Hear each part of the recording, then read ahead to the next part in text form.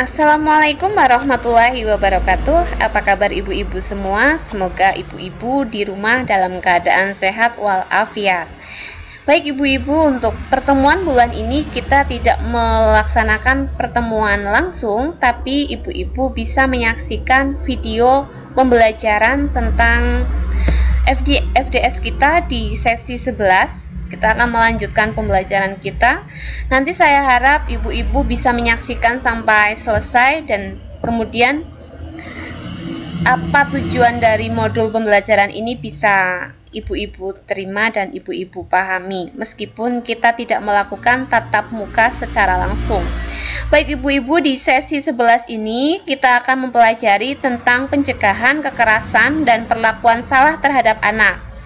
Yang nantinya setelah mempelajari sesi 11 ini, ibu-ibu diharapkan bisa tahu pengertian dari hak-hak anak, kemudian mampu menjelaskan klaster hak anak, menjelaskan pengertian kekerasan perlakuan salah, tahu jenis, contoh, dan dampak kekerasan perlakuan salah, serta bisa melakukan deteksi dini terhadap kekerasan seksual. Yang terakhir, ibu-ibu dapat mempraktekkan cara pencegahan penanganan kekerasan perlakuan salah di dalam keluarga dan lingkungan masyarakat.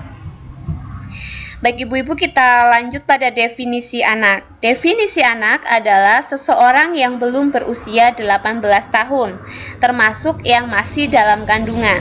Itu adalah definisi anak sesuai dengan Undang-Undang Nomor 23 Tahun 2002 tentang Perlindungan Anak. Kita masuk pada pengertian hak anak. Hak-hak anak adalah semua kebutuhan dasar anak yang harus dihormati, dilindungi, dan dipenuhi agar kesejahteraan dan jiwa anak terjamin yang dilindungi oleh undang-undang.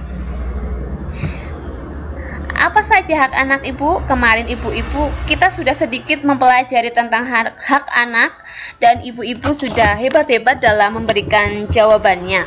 Hak-hak anak diantaranya kemarin ibu-ibu telah menyebutkan mendapatkan pendidikan, mendapatkan kasih sayang, mendapatkan kesehatan. Itu betul sekali Bu, itu merupakan hak-hak dari anak.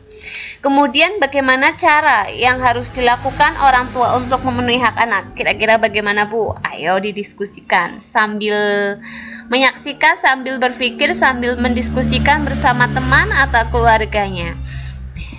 Lanjut Bu pada 5 klaster hak anak. Jadi hak anak terdiri dari 5 klaster Bu. Ada 5. Yang pertama, hak sipil dan kebebasan. Yang kedua, klaster lingkungan keluarga dan pengasuhan alternatif. Yang ketiga, klaster kesehatan dan kesejahteraan dasar. Klaster keempat, pendidikan, waktu luang, dan kegiatan budaya.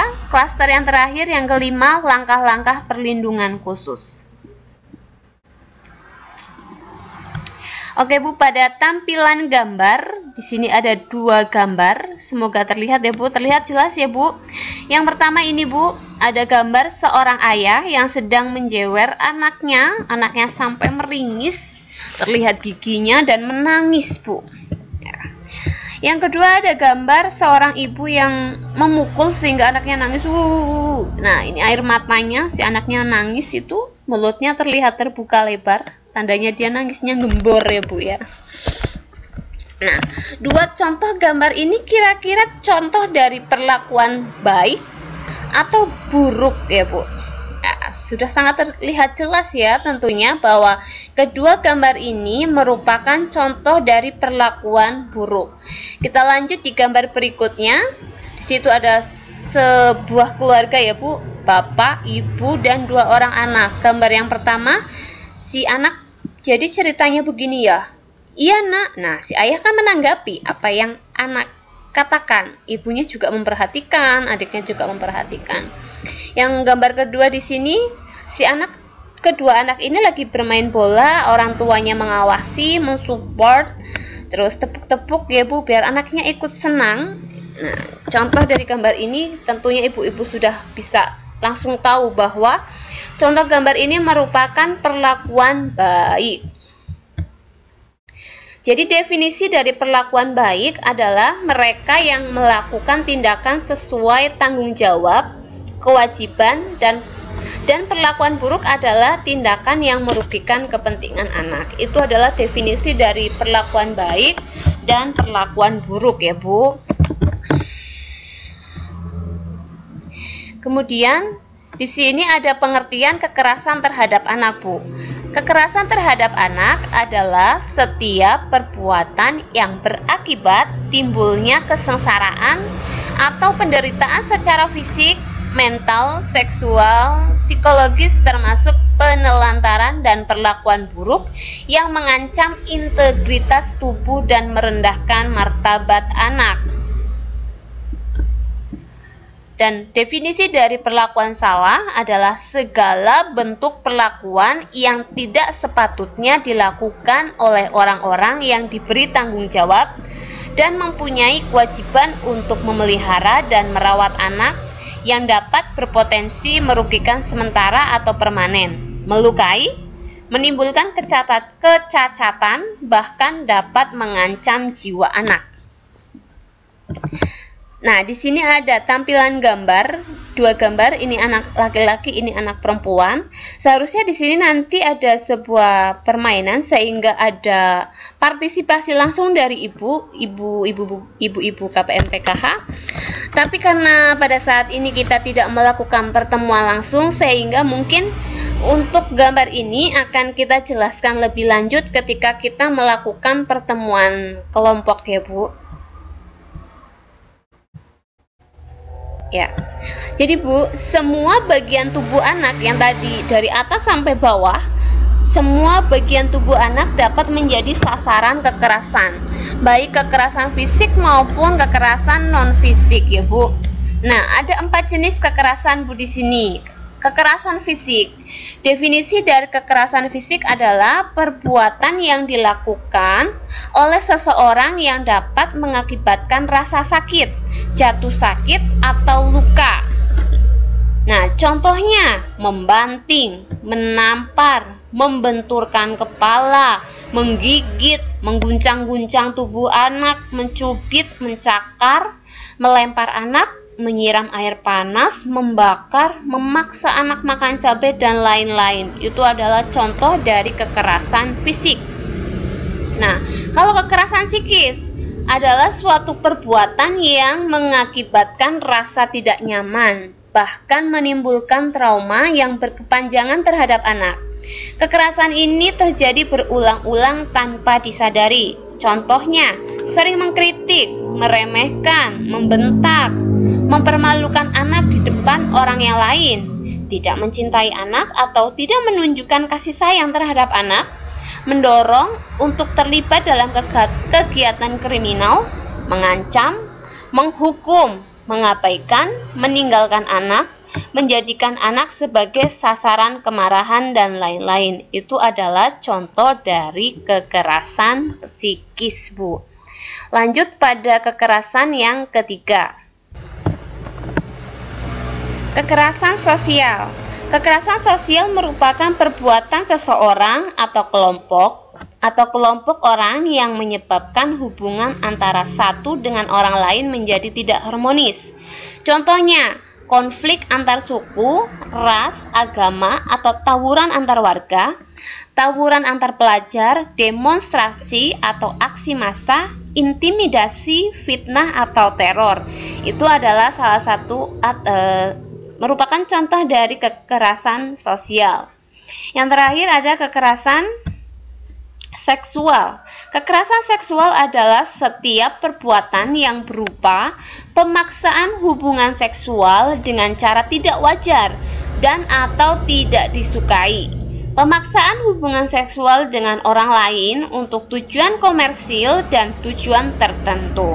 Contohnya, alat kelamin diraba-raba, payudara diremas, pantat dicolek, dipaksa melakukan oral seks, diperkosa, disodomi, dijual di mucikari, dipaksa jadi pelacur, dipaksa bekerja di warung remang-remang, promosi dan distribusi pornografi yang melibatkan anak, perlibatan anak dalam pertunjukan seks dan bentuk lainnya. Itu merupakan contoh dari kekerasan seksual. Nah, kira-kira siapa saja yang bisa menjadi pelaku kekerasan terhadap anak, Bu? Yang bisa menjadi pelaku kekerasan terhadap anak yang pertama ada orang tua, pengasuh, orang yang dikenal dekat dengan anak, misalkan guru, dokter, guru les, mentor, dan lain-lain. Bisa juga orang asing yang berniat untuk melakukan kejahatan terhadap anak. Jadi siapapun bisa menjadi pelaku kekerasan terhadap anak. Tapi Bu, kita juga harus tahu apa sih akibat dari kekerasan terhadap anak? Akibat dari perbuatan melakukan kekerasan terhadap anak, yang pertama bisa terjadi kematian, Bu. Patah tulang karena kita melakukan kekerasannya luar biasa. Bisa terjadi patah tulang, kerusakan otak, lukanya bisa luka ringan atau bahkan luka yang luar biasa, gangguan organ seksual, rasa cemas, takut, malu, rendah diri, tertekan, menarik diri, bahkan menyalahkan diri sendiri itu bisa terjadi ya Bu. Itu bisa menjadi resiko atau akibat dari kekerasan terhadap anak.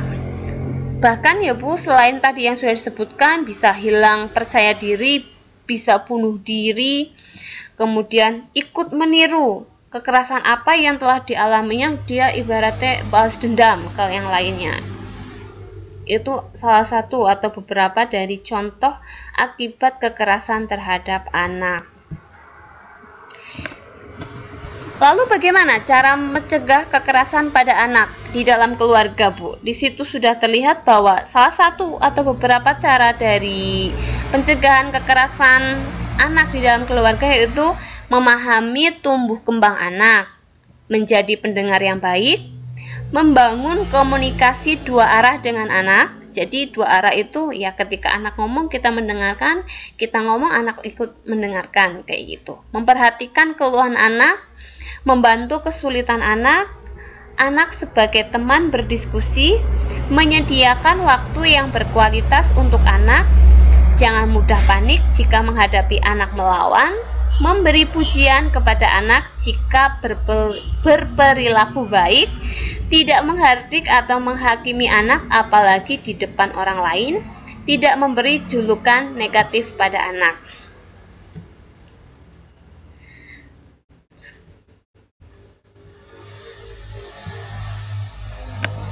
Kemudian selain yang disebutkan lagi ada lagi cara pencegahannya di dalam keluarga, tidak membanding-bandingkan anak, mendongeng atau bercerita untuk mengantarkan tidur,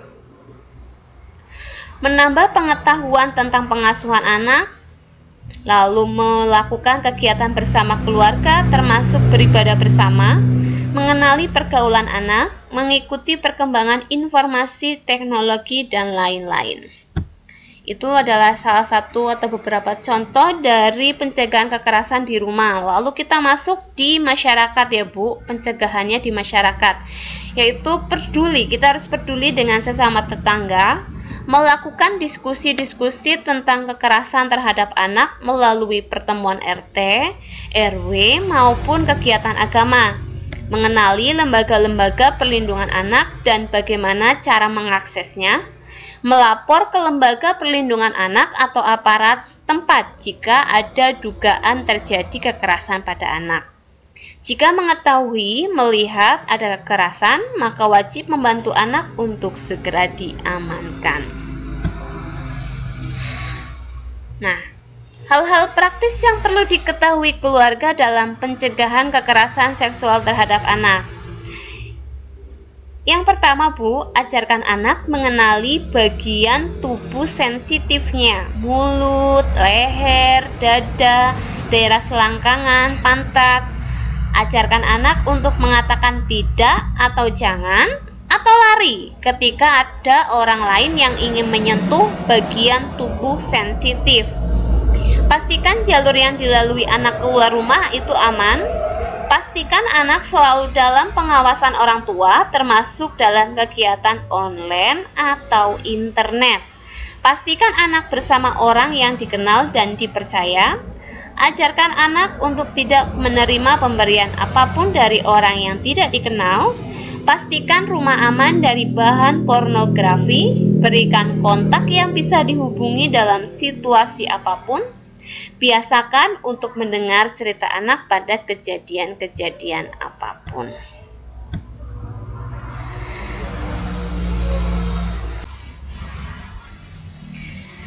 Definisi dari anak istimewa.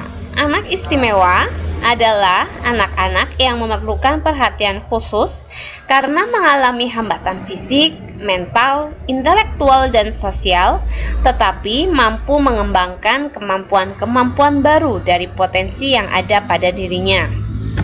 Ada 10 pengelompokan anak berkebutuhan khusus atau anak istimewa. Yang pertama, tunanetra. Yang kedua, tunarungu. Yang ketiga, tunawicara. Yang keempat, tunagrahita. Kemudian tunadaksa, tunalaras. Anak berkesulitan belajar, lambat belajar, mengalami spektrum autisma, memiliki gangguan motorik, menjadi korban penyalahgunaan narkoba, obat terlarang, dan zat adiktif lainnya, memiliki kelainan lainnya, atau tunaganda. Tunaganda ini berarti memiliki 2 keistimewaan. Misalnya, anak istimewa tersebut menderita tunarungu dan tunawicara. Kemudian ibu-ibu di sini ada pencegahan kekerasan terhadap anak istimewa. Jadi anak istimewa memang sangat rentan mengalami kekerasan. Oleh karena itu kita harus melakukan pencegahan dengan cara menyadari bahwa anak adalah amanah dari Tuhan Yang Maha Esa, sehingga orang tua berkewajiban menjaga. Tidak merasa malu memiliki anak istimewa, mau memperkenalkan anak istimewa dengan lingkungan, memberikan pemenuhan hak-hak anak istimewa, memberikan dukungan bagi keluarga yang memiliki anak istimewa, mempercayai anak untuk dapat mandiri melalui dukungan dan kasih sayang. Nah, ada lembaga yang memberikan layanan untuk penanganan kekerasan. Kita harus tahu lembaga apa saja itu. Lembaga-lembaga yang memberikan layanan untuk penanganan kekerasan diantaranya ada Dinas Sosial, Pusat Pelayanan Terpadu Perlindungan Perempuan dan Anak, kemudian ada PPA, Rumah Perlindungan dan Trauma Center, Komnas Perlindungan Anak, KPAI, TRC, LSM, dan lain-lain. Oke ibu-ibu, kita sudah sampai di kesimpulan dari pembelajaran kita, di mana kita tadi sudah mempelajari beberapa pembelajaran ya Bu. Jadi kesimpulan dari pembelajaran kita yang pertama adalah setiap sikap dan perilaku yang membuat anak menderita, baik fisik, psikis, sosial, terhadap anak adalah bentuk kekerasan dan perlakuan salah. Cara mendisiplinkan anak tidak harus dengan kekerasan. Kekerasan dapat terjadi di mana-mana. Siapapun bisa menjadi pelaku, bahkan orang terdekat. Orang tua wajib mencegah kekerasan dan perlakuan salah untuk melindungi anak. Pencegahan kekerasan dan perlakuan salah dapat dilakukan melalui deteksi dini, membawa anak ke tempat aman, melaporkan ke RT RW atau polisi setempat. Oke ibu-ibu, terima kasih atas perhatiannya. Semoga penyampaiannya bermanfaat bagi kita semua, dapat menambah pengetahuan kita bersama. Semoga bulan depan kita dapat bertemu langsung sehingga lebih interaktif dalam penyampaian materi ini. Apabila ada kurangnya atau kesalahan saya dalam menyampaikan, saya mohon maaf yang sebesar-besarnya. Kita akhiri dengan bacaan hamdalah bersama. Alhamdulillahirabbil alamin. Assalamualaikum warahmatullahi wabarakatuh.